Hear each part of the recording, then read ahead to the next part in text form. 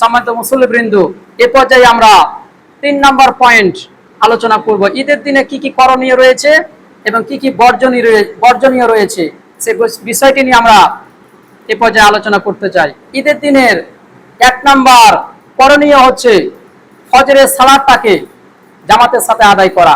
ঈদের দিনের 1 নম্বর করণীয়, 1 নম্বর সুন্নাহ হচ্ছে ফজরের সালাতটাকে জামাতের সাথে আদায় করা। আল্লাহ তাআলা 2 নম্বর সূরা বাকারার 43 নম্বর আয়াতে আল্লাহ তাআলা বলছেন, ওয়াকিমুস সালাতা ওয়া আতুজ যাকাতা ওয়ারকাউ মা'আর রাকিন। আল্লাহ পাক বলছেন নামাজ কায়েম করো, যাকাতকে আদায় করো, ওয়ারকাউ মা'আর রাকিন, আর যারা রুকু করে তাদের সাথে রুকু করো, অর্থাৎ জামাতের সাথে নামাজকে আদায় করো। জামাতের সাথে নামাজটাকে আদায় করতে হবে। রাসূল করিম সাল্লাল্লাহু আলাইহি ওয়াসাল্লাম বলেছেন, বুখারী শরীফের হাদিস, নবী করিম সাল্লাল্লাহু আলাইহি ওয়াসাল্লাম বলছেন, সালাতুল জামাআত আফদালু মিন সালাতিল ফজরি বি27 দারাজা। রাসূল করিম সাল্লাল্লাহু আলাইহি ওয়াসাল্লাম বলছেন, একাকী নামাজ পড়া, জামাতের সাথে নামাজ আদায় করা, একাকী নামাজ পড়ার চাইতে জামাতে নামাজ পড়া 27 গুণ বেশি সওয়াব রয়েছে। এইজন্য 5 ওয়াক্ত সালাত আমাদেরকে জামাতের সাথে আদায় করতে হবে। বিশেষ করে ঈদের দিনে ফজরের সালাতটাকে আমাদেরকে জামাতের সাথে আদায় করতে হবে। 2 নম্বর করণীয়, 2 নম্বর সুন্নাহ হচ্ছে মিসওয়াক করা। মিসওয়াক করা হচ্ছে সুন্নাত। রাসূল করিম সাল্লাল্লাহু আলাইহি ওয়াসাল্লাম কতটা স্মার্ট ছিলেন। আমরা তো একবার দুইবার মিসওয়াক করি অথবা একবার দুইবার ব্রাশ করি, কিন্তু রাসূল করিম সাল্লাল্লাহু আলাইহি ওয়াসাল্লাম দৈনিক 7 বার আল্লাহ রাসূল মিসওয়াক করতেন। রাতে যখন ঘুমাতে যেতেন, ঘুম থেকে যখন উঠতেন, 2 বার এক্সট্রা আল্লাহ রাসূল মিসওয়াক করতেন, আর 5 ওয়াক্ত সালাতে 5 বার মিসওয়াক করতেন। তাহলে মিসওয়াক করা হচ্ছে সুন্নাত, এই সুন্নাত আমাদেরকে পালন করতে হবে। এরপরে 3 নাম্বার, ঈদের দিনে 3 নাম্বার করণীয় হচ্ছে গোসল করা, উত্তম রূপে গোসল করা। 4 নাম্বার করণীয় হচ্ছে উত্তম পোশাক পরা। উত্তম পোশাক পরা মানে আপনার কাছে নতুন পড়তে হবে, আপনাকে নতুন পড়তে হবে বিষয়টি এমন নয়। আপনার কাছে সবচাইতে উত্তম যে পোশাকটা রয়েছে সেই পোশাকটা আপনাকে পরতে হবে, পরিষ্কার পরিচ্ছন্ন করে সেটা আপনি ব্যবহার করবেন। এরপরে 5 নাম্বার করণীয়, 5 নাম্বার সুন্নাহ হচ্ছে সুগন্ধি ব্যবহার করা, আতর ব্যবহার করা, পারফিউম ব্যবহার করা। এরপরে 6 নাম্বার, ঈদুল ফিতরের দিনে মিষ্টি জাতীয় কিছু খেয়ে যাওয়া এবং ঈদুল আজহার দিনে না খেয়ে যাওয়া, এটা হচ্ছে সুন্নাত, এটা হচ্ছে আমাদের একটা করণীয়। ঈদুল ফিতরের দিনে আপনি কিছু খেয়ে যাবেন, এটা হচ্ছে সুন্নাত, আর ঈদুল আজহার দিনে আপনি কিছু না খেয়ে যাবেন, এটা হচ্ছে সুন্নাত। কুরবানি করবেন, সে কুরবানির মাংস দিয়ে আপনি কিছু খাওয়া দাওয়া করবেন, এটা হচ্ছে সুন্নাত। এরপরে 7 নাম্বার, তাকবীর বলতে বলতে ঈদগাহ ময়দানে যাওয়া, আল্লাহু আকবার আল্লাহু আকবার লা ইলাহা ইল্লাল্লাহু আল্লাহু আকবার আল্লাহু আকবার ওয়ালিল্লাহিল হামদ, এই তাকবীর বলতে বলতে আমাদেরকে যেতে হবে। এরপরে 8 নাম্বার, এক রাস্তা দিয়ে যাওয়া অন্য রাস্তা দিয়ে আসা, এটা হচ্ছে আমাদের 8 নাম্বার করণীয়। এরপরে 9 নাম্বার, অ্যাবিলিটি অনুযায়ী, সাধ্য অনুযায়ী খাবারের ব্যবস্থা করা। এরপরে 10 নাম্বার, ঈদের দিনে আমাদের 10 নাম্বার করণীয় হচ্ছে একজন আরেকজনের সাথে ঈদের শুভেচ্ছা বিনিময় করা। একজন আরেকজনকে ঈদ মোবারক, তাকাব্বালাল্লাহু মিন্না ওয়া মিনকুম, এই শব্দগুলো একজন আরেকজনের জন্য প্রয়োগ করা। ঈদের শুভেচ্ছা, ঈদের আনন্দ একজন আরেকজনের সাথে ভাগাভাগি করে নেওয়া, কারণ ঈদ মানে হচ্ছে আনন্দ। এই আনন্দ একজন আরেকজনের সাথে আমাদেরকে কি করতে হবে, ভাগাভাগি করতে হবে। আমাদের সোসাইটিতে, আমাদের সমাজে অনেক গরিব মানুষ রয়েছে, অনেক স্বাবলম্বীহীন মানুষ রয়েছে। ঈদের দিনে আমাদের তাদের খোঁজ খবর নিতে হবে, তাদের সাথে ঈদের বিনিময়, শুভেচ্ছা বিনিময় আমাদেরকে করতে হবে। 10টি করণীয় আমাদেরকে ঈদের দিনে করতে হবে। এরপরে ঈদের দিনে আমাদের কি কি বর্জনীয় রয়েছে, আমরা কি কি কাজ ঈদের দিনে করব না।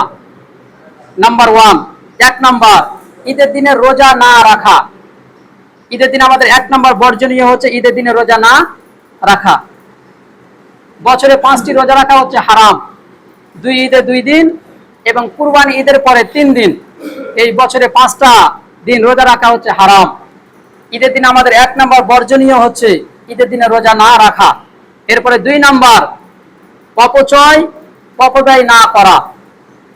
যারা অপচয় করে, যারা অপব্যয় করে, আল্লাহ তাআলা বলছেন তারা হচ্ছে শয়তানের ভাই। আল্লাহ তাআলা 17 নম্বর সূরা বানী ইসরাঈলের মধ্যে আল্লাহ তাআলা বলছেন, ইন্নাল মুবাযযিরিনা কানু ইখওয়ানা শায়াতিন ওয়া কানা শাইতানু লিরাব্বিহি কাফুরা। আল্লাহ তাআলা বলেন নিশ্চয় যারা অপচয় করে, যারা অপব্যয় করে, তারা হচ্ছে শয়তানের ভাই। আপনার অ্যাবিলিটি অনুযায়ী আপনি ঈদে খরচ করবেন, কেনাকাটা করবেন, সাধ্যের অতিরিক্ত করা যাবে না, অপচয় করা যাবে না। কারণ একটা ড্রেস আছে আরেকটা নেই, একটা জামা আছে আরেকটা নেই, যেটা না নিলে তার চলতো, এভাবে অপচয় করা যাবে না। যারা অপচয়, যারা অপব্যয় করে, তারা হচ্ছে শয়তানের ভাই। ঈদের দিন আমাদের 2 নাম্বার বর্জনীয় হচ্ছে অপচয় অপব্যয় করা যাবে না। 3 নাম্বার, অশ্লীল পোশাক পরা যাবে না। বাজারে এখন অনেক পোশাক রয়েছে যেগুলো পরা না পরা সেম টু সেম। অশ্লীল পোশাক পরা যাবে না। আমাদের সোসাইটিতে অনেক যুবক ভাইয়েরা রয়েছে, অনেক ব্যক্তিরা রয়েছে এমন পোশাক পরে যে পোশাক পরে বসে প্রসাব করা যায় না, দাঁড়িয়ে তারা প্রসাব করে। এরকম পোশাক ব্যবহার করা যাবে না, অশ্লীল কোনো পোশাক ব্যবহার করা যাবে না। আবার অনেকে আছে পোশাকের ক্ষেত্রে টাকনুর নিচে পোশাক পরে। রাসূল করিম সাল্লাল্লাহু আলাইহি ওয়াসাল্লাম বলছেন আল্লাহ তাআলা কিয়ামতের দিন ওই ব্যক্তির দিকে তাকাবেন না, আল্লাহ তাকে পবিত্র করবেন না, আল্লাহ তাকে জান্নাতে দাখিল করবেন না, জাহান্নাম থেকে আল্লাহ তাআলা তাকে মুক্ত করবেন না। 4টা কথা আল্লাহ রাসূল বলেছেন। আল্লাহ তাকে মাফ করবেন না, তাকে পবিত্র করবেন না, তাকে জান্নাতে দাখিল করবেন না, জাহান্নাম থেকে মুক্ত করবেন না। সাহাবীরা বলল ইয়া রাসূলুল্লাহ, এই হতভাগ্য ব্যক্তিকে আল্লাহ রাসূল বলেন যারা টাকনুর নিচে কাপড় পরিধান করে। এই 4টি ভয়ঙ্কর কথা আল্লাহ রাসূল তাদের সম্পর্কে বলেছেন। এজন্য পোশাকের ক্ষেত্রে আমাদেরকে সচেতনতা অবলম্বন করতে হবে। তাহলে ঈদের দিন আমাদের 3 নাম্বার বর্জনীয় হচ্ছে অশ্লীল কোনো পোশাক পরা যাবে না। এরপরে 4 নাম্বার, ওয়া মুসলিমদের সাথে সাদৃশ্যপূর্ণ হয়ে যায় এমন কোনো কাজ করা যাবে না। রাসূল করিম সাল্লাল্লাহু আলাইহি ওয়াসাল্লাম বলেছেন, আবু দাউদের হাদিস, মান তাশাব্বাহা বিকওমিন ফাহুয়া মিনহুম, যে ব্যক্তি কোনো সম্প্রদায়ের, কোনো জাতির অনুসরণ করবে সে তাদের অন্তর্ভুক্ত হবে। এখন সমাজের ভেতরে, দেশের ভেতরে অনেক মানুষ রয়েছে, মেসি কিভাবে চুল কাটে, নেইমার কিভাবে চুল কাটে, যারা ক্রিকেটার আছে তারা কিভাবে চুল কাটে, তাদেরকে তারা অনুসরণ করে চুল কাটে। আর নবীজি বলছেন মান তাশাব্বাহা বিকওমিন ফাহুয়া মিনহুম, যে ব্যক্তি কোনো জাতির অনুসরণ করবে, কোন সম্প্রদায়ের অনুসরণ করবে সে তাদের অন্তর্ভুক্ত হবে। একজন মুসলমান কখনোই কোনো অমুসলিমকে অনুসরণ করে চলাফেরা করতে পারে না। এরপরে 5 নাম্বার, ঈদের দিন আমাদের 5 নাম্বার বর্জনীয় হচ্ছে গান বাজনার সাথে লিপ্ত হওয়া যাবে না। অনেকে আছে ঈদের দিন রাতে অথবা ঈদের দিনে গান বাজনার সাথে লিপ্ত হয়ে যায়, গান বাজনার সাথে লিপ্ত হয়ে যায়। অথচ নবী করিম সাল্লাল্লাহু আলাইহি ওয়াসাল্লাম বলছেন লা ইয়াকুনান্না মিন উম্মতি আকওয়ামুন ইস্তাহিরুনাল হিরা ওয়াল হারিরা ওয়াল খামরা ওয়াল মাআজিফ। রাসূল করিম সাল্লাল্লাহু আলাইহি ওয়াসাল্লাম বলছেন কিয়ামতের পূর্বে আমার উম্মতের মধ্যে কিছু মানুষ তারা ব্যভিচার করবে, ব্যভিচারে লিপ্ত হবে, তারা রেশমি পোশাক পরবে, তারা মদকে হালাল মনে করবে এবং বাদ্যযন্ত্রকে তারা হালাল মনে করবে। এই সমস্ত ব্যক্তিরা বাদ্যযন্ত্রকে তারা হালাল মনে করবে, এটা কোনো ব্যাপারই না। একদিন যদি আমরা আনন্দ ফুর্তি করি, গান বাজনার সাথে লিপ্ত হই, তাহলে এটা কোনো ব্যাপারই না। তার বাদ্যযন্ত্রকে হালাল মনে করবে। আবার অন্য হাদিসে রাসূল করিম সাল্লাল্লাহু আলাইহি ওয়াসাল্লাম বলছেন আল গিনাউ ইমবিতুন নিফাকা ফিল কলব। রাসূল করিম সাল্লাল্লাহু আলাইহি ওয়াসাল্লাম বলছেন পানি যেমন খাদ্যশস্য উৎপন্ন করে, শস্যপণ্য উৎপন্ন করে, অনুরূপ ভাবে গান বাজনা মানুষের অন্তরে নিফাক, মুনাফিকি সৃষ্টি করে। আবার বলছে হাদিসটি, রাসূল করিম সাল্লাল্লাহু আলাইহি ওয়াসাল্লাম বলছেন পানি যেমন ফসল উৎপন্ন করে, অনুরূপ ভাবে গান বাজনা মানুষের অন্তরকে নিফাকি সৃষ্টি করে, মানুষের অন্তরে মুনাফিকি সৃষ্টি করে।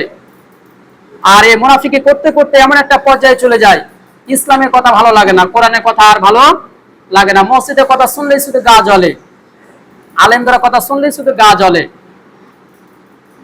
এজন্য ঈদের দিনে এই 5 নাম্বার গান বাজনার সাথে আমাদের লিপ্ত হওয়া যাবে না। এরপরে 6 নাম্বার, সকল প্রকার অন্যায় কাজ থেকে, খারাপ কাজ থেকে নিজেকে বাঁচিয়ে রাখতে হবে। এই 6টি বর্জনীয় আমল সম্পর্কে আমাদেরকে সচেতন থাকতে হবে। আল্লাহ তাআলা যেন আমাদেরকে কথাগুলি আমল করার তৌফিক দান করেন। আসসালামু আলাইকুম ওয়া রাহমাতুল্লাহ।